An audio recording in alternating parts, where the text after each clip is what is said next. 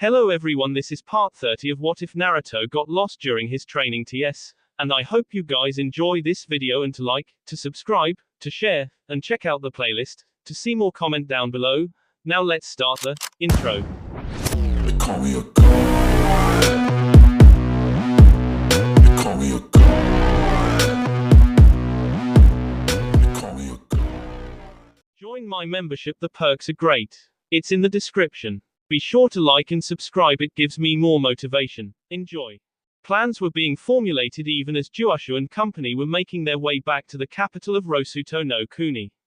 All the members of the Rosuto contingent found themselves sitting on some part of the nine-tailed kitsune golem which their leader had created when his rage exploded out of him. He had used the greatest fear of the land to ensure that the extraction and escape of himself and his loved ones was as quick and hassle-free as possible. Most people have a tendency to fear, and eventually hate, those that they do not understand. People are stupid that way. But some people are smart, these are the ones to look out for. Either they will help in making a better and brighter tomorrow, or they will seriously force the world into becoming a drearier and darker place. One of these people to look out for was Danzo, him and his Ne Anbukor. This guy had a misguided concept of how to best protect Konohagakure no Sato, along with the rest of Hai no Kuni. But just like a number of other decisions in his past, his choice of trying to blackmail or threaten Rosuto Juashu was one of the biggest mistakes of his life. Blackmailing or threatening someone into doing one's own bidding when the world was aware of the individual's capabilities was one thing, but threatening or blackmailing someone whose country's statistics was a big question mark was on a whole other level of stupid. When Tsunade found out who specifically it was that had ordered the caping, which wasn't all that hard, she almost killed the one-armed and one-eyed war veteran, but due having war on the horizon, she had no choice but to enlist the veteran's help in making sure that the country did not suffer too much. As much as the village, excluding a select few, deserved to burn in the depths of hell, the rest of the country did not. Due to the widespread display that the whole of Fire Country bore witness to, the Fire Daimyo immediately had his representative in Konoha speak with Tsunade to get all the details of the situation that the country was facing. Details were sketchy at best, even with the history of Rosuto no Kuni being known to the blonde Hokage, estimating the size of the invading army was nigh impossible. With the scant few information that Tsunade could provide the daimyo with, the country's armies were immediately put on alert. All reserves were called to active duty. There wasn't an able civilian that would not be fighting to protect his or her homeland. Even though Konoha had yet to fully recuperate from the Kyuubi attack, the Uchiha M, and the Sound and Sand invasion, they would be doing an Iwa and be popping out genin from the ninja academies like mad. It was a race against time, and Konoha would be relying on quantity over quality. The quality of the warriors that the village would be pumping out could be refined further on the battlefield. It was World War time, not just a great shinobi war, but an actual world war. Jiraiya was forced into making his spy network work overtime in their information gathering. Every little bit of information could help in making sure that Hai no Kuni survived to see the next day. Every missed piece of information could lead to the total annihilation of the most powerful country in all of Elemental, or what was once the most powerful of the known lands. Once Juashu and company were all finally back in their capital, Juashu made haste to his war room, with the rest of his party tagging along, since they were all not only family and friends but also his highest officials. All the military officers were also called to the meeting that was being held in that specific room. In order to avoid attacking the other nations, since it was not yet time for that, the Rosuto armies would be moving peacefully through the lands west of Tsuchi no Kuni and eventually through Tsuchi no Kuni. Those that would be taking this particular route would be the dragon flights led by the Kuraku clan in the air, along with the armies of the three Sakana generals, Naruto, Amiko, and Toru. Instead of attacking Kusa, which was an ally of Hai no Kuni, Rosuto would breaking through Am no Kuni and make their way to the border of Am and Hai. Juashu was aware that one of the leaders of Akatsuki resided in Am, and therefore would also send a secondary force to take care of the Akatsuki in that minor country. The secondary army that would be taking good care of the Am and Akatsuki forces would be led by the Genri and Taboo elders, Tamatsu and Tama. Tamatsu would be leading the samurai and regular soldier S, while Tama would be leading the monks and the shinobi forces. Am did not have much of anything other than shinobi, therefore Juashu was sure that the country would be unprepared for an attack of such magnitude. Juashu had nothing against Am itself, just the leaders and the idiots that followed said self-proclaimed god. Genocide was not the goal. A third army would be sent through Suchi, but instead of heading for the border of Hai no Kuni, the army would be making its way via the waters to the north of the land of rice fields. Orochimaru was going to have his hands full with the Rosuto navy, consisting of ships as well as super crocs. The generals that would be leading the attack on the country that hosted Orochimaru would be the Tokichi clan elder and head, Tsukiko and Yoshiko. Freaks like Orochimaru were a no-no in their book. Their time in Tetsu would serve them well. The wolves would be their allies, along with the rocks. This army would force Rice Field to engage fire. It would be a battle on two fronts. The bulk of the Rosuto armies would be passing through Kase no Kuni, and would attack Hai no Kuni from the southern end of fire. The Rosuto forces would avoid passing through the land of rivers, and would commence attack from the waters to the south of Hai no Kuni and east of river. This force would be led by Juashu himself. If the Kase forces attacked the Rosuto forces, then Rosuto would retaliate, but if not, then Rosuto would not pay them any mind. Suna was a no-go zone, due to the friendship between Juashu and the Kazekage. The Suna forces could aid their ally, but their home would not be attacked. Any refugees from fire were free game. The Onagumo and the Scorpions would see to their deaths. Of course, they would also make sure that there would be survivors. After all, genocide was not the goal of the military exercise, just retribution and a dash of revenge. The Hyakume clan and Chikamatsu Monzaemon would be traveling through Kase with Juashu, and would split their forces between the south and Am. Monzaemon being the one who would deal with Akasuna no Sasori. Even though the armies would be traveling with the aid of time warping and time bending, they would not arrive at the destinations right away. It wouldn't do to reveal all the capabilities of Rosuto from the get-go. They would allow the Hai no Kuni forces to mount a defense, a visible one that would gain the attention of the other nations, but not before the Rosuto forces would enter Suchi and Kase. Hai no Kuni was a proud nation, one which didn't believe that it would ever need any walls to protect itself. Well, it was wrong on that account. As soon as the order to prepare for war was given, engineers and construction crews swiftly carries out that task that was to build a formidable two-layered wall around the country. They enlisted the help of many Konoha nin, especially those with the ability to use Mokuton. Mikio opted to help in the fighting, not that he believed wholeheartedly in the cause, but his fiancée was part of it, so he might as well do his part. Haru, Ikaku, and Chang'e left with the Rosuto group, since Haru was a member of the Shokan clan, and Ikaku and his wife really did not have anything to do with the war, so they would travel to Kyonshi's fortress from Rosuto. During the defense planning and construction and preparation for war, Mikio had been contacted by Karasu, who had offered to host any and all refugees that Hai no Kuni would send their way. Yami no Kuni dared not side with Hai no Kuni since they were aware of just how powerful Rosuto no Kuni was. The armies left the land of the lost one by one. One by one each army made its way out, beyond the borders of their homeland. The first three armies swiftly made their way through the lands to the west of Suchi no Kuni. Once they entered the land of Earth, their movement slowed down slightly. It was an intimidation tactic that would make sure that the forces of Earth country would know not to attack the passing army, lest they be flattened, crushed beneath the boots of the Rosuto forces. Even the Tsuchikage was intimidated by the sheer number of soldiers that were marching on the soil of Earth. Even with the numbers that Earth country had, it would not be enough to repel such a large force. The ground literally trembled as the behemoth of a war machine trudged through the land of Earth. But what frightened the forces of Earth were the dragons that flew overhead. At first it was the fact that the army had control over such beasts, then when they realized the sheer number of the beasts, that was when they realized that should Rosuto turn their ire and army on Earth, all would be lost and the kami that fought the Kaibyaku no Sankami would have won. Since then Suchi no Kuni would have crumbled to dust.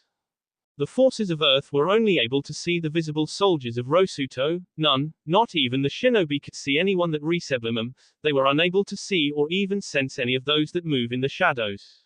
For that was precisely what the Shokan lead shinobi forces of Rosuto were doing. They were walking through the shadow realm towards their target, the forests around Konohagakure no Sato, where a small dragon flight lay in wait. The armies that were sailing on the Sea of Sands known as Kase no Kuni were traveling at the fastest pace. The entire attack plan depended on Juashu's main force to commence the attack. Once their leader started the attack, all the other armies would already be in place and ready to begin their assault at a moment's notice. The naval force of Rosuto no Kuni heavily relied on ships that were mass-produced in Juashu's private dimension. When any of the forces hit water, seawater that is, The ship would make their way out of the depths of the sea that were connected to the waters in the lakes in Juashu's private dimension. The ships ranged from small tugboats to large airship-like ships, each of the small boats being able to carry up to 10 people at once including crew, while the airship or aquatic dragons nests, or ADNs, would be able to handle up to 500 fully grown dragons. Everything bigger than a tugboat to the ADNs were fully equipped with space expansion seals, which in turn allowed each of them to hold more people that they should, which was in thousands. The main army made it through Kase no Kuni without delay, but Juashu did make a pit stop in Sunagakure no Sato to share a quick drink with his friend. Suna would not actively be joining the war, but they would be accepting refugees.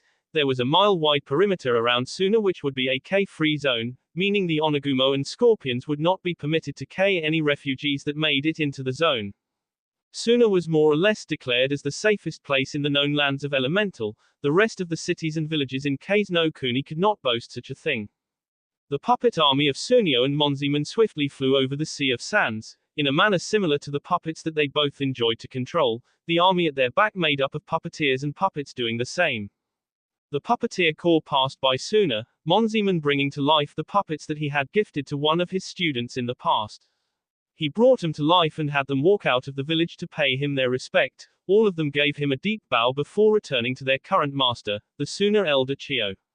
One of the puppets before slumping to the ground handed the old woman a note stating, Akasuna no Sasori will cease to exist, Ichikamatsu Monziman will see to it. All armies arrived at the designated places from which they would all commence their attack roughly 6 months after the declaration of war. But Juashu would not commence the operation for another 6 months, he would give Hai no Kuni time to prepare themselves for the onslaught. Juashu would be using those 6 months to create bases of operations for his little war. His forces would be constructing outposts which they would use as the bases of operations for their attacks. All the armies would have a place to call HQ, except for the Rosuto Nins, since they would be relying heavily on the Shadow Realm to be their base of operations. A number of Anbu teams had been deployed to patrol the borders of Hai no Kuni. These teams were to look out for any sign of the Rosuto forces beginning the attack. These Nin were also given the job of capturing or caping anyone from the Rosuto camp that may possibly shed some light on the plans of the attackers. This task was assigned to them due to the fact that it was apparent that the Rosuto forces were waiting for something, some kind of signal to attack. Sunad and the daimyo knew that the reason that the Rosuto forces had not commenced their attack was because they really were waiting for something to happen. If the fire forces could capture and interrogate someone from the enemy camp, they may get an insight on the strategies of their enemy, as well as find out what to look out for as the signal for the attack. That way they could prepare for it, and possibly stall it, or even make sure it never happens. The Junin and Chunin spent the days busily training the genin, who were fresh out of the academy, as well as the militia on how to fight, chakra use and control, jutsu, you name it, they were training in it, anything related to fighting that is. Even the medic nins were working overtime. In war, one of the things that could ensure survival was if there were enough medics available to treat all the wounded that the leaders of the country were sure there would be. One of the things that Konoha was busily working on was gathering information about the numbers and capabilities of the enemy. Especially on the enemy's leader. If they were to succeed in defending their country, they would need to make sure that they were prepared for everything that their enemy could dish out. One little piece of information that was helpful to Fire Country was that the enemy was stationed in only 2 points, the south and the west, the sea to the south and the borders of Am. This left Fire Country free to attack from other sides. They were not boxed in. But due to not knowing the exact numbers of the enemy, they could not act on the advantage that they saw they had. Another problem was that if they were to try and attack the enemy from behind, they would have to move through some countries that they did not really have a friendly relationship with. With 3 months remaining before the attacks were to begin, Jiraiya's spies were able to forward information to the Gama Sennin that was a separate army stationed in Am no Kuni that wasn't going to or planning to attack Hai no Kuni. Their target was Am no Kuni herself. This was good news for Jiraiya since it appeared that Akatsuki's plans were going to be muddled a bit. He would also later learn that the members of Akatsuki were called back to Am by whomever their leader was, due to the fact that the country or base of Akatsuki operations was being threatened by an increase in the number of hostiles. Information had been leaked to Akatsuki, that the other army in the domain was planning on attacking the country itself, and that the forces were also targeting the Akatsuki members themselves.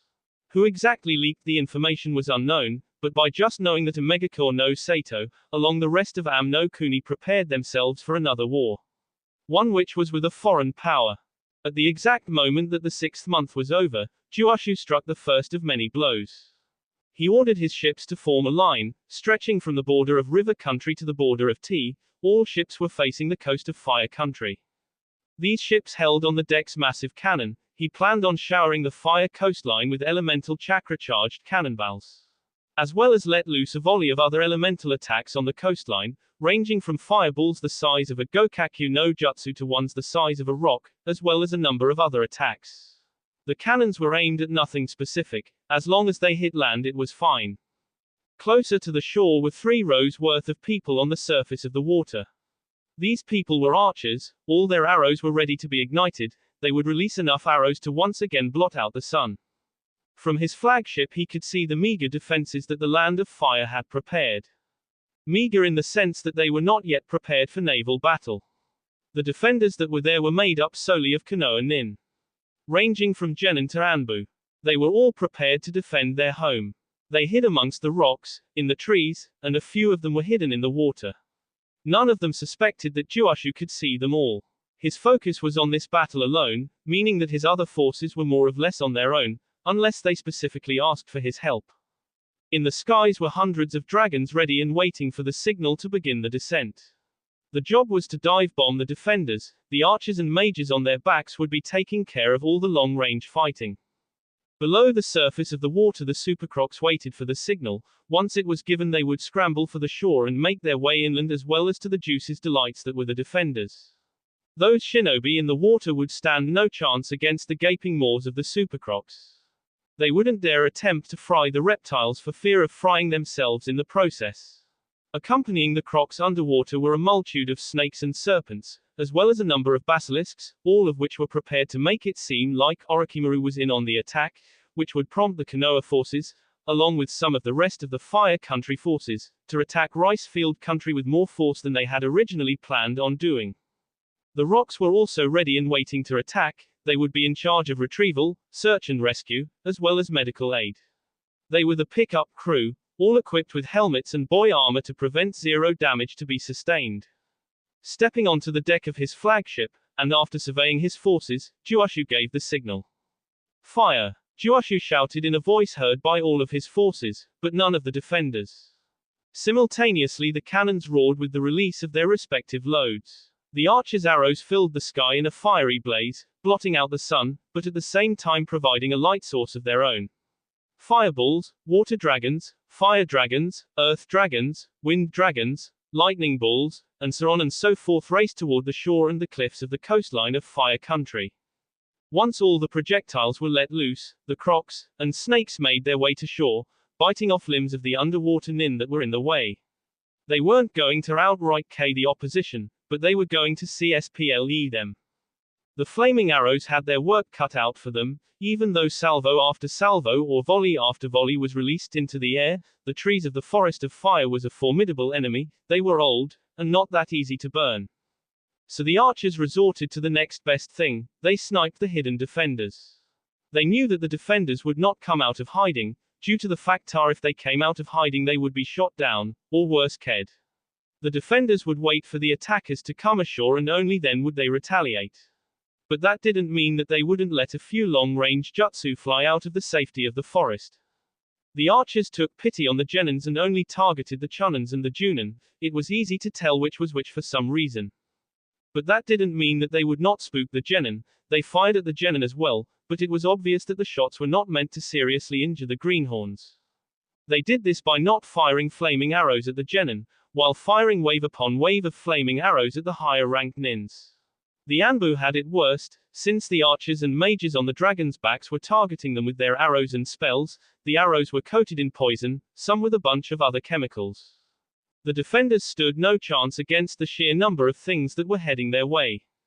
Once the crocs and snakes finally made their way on land, they viciously attacked all the hidden nin that they could find, turning limbs off, and still not outright king them. Although if the nins did not manage to find medical help, they would surely have blood loss.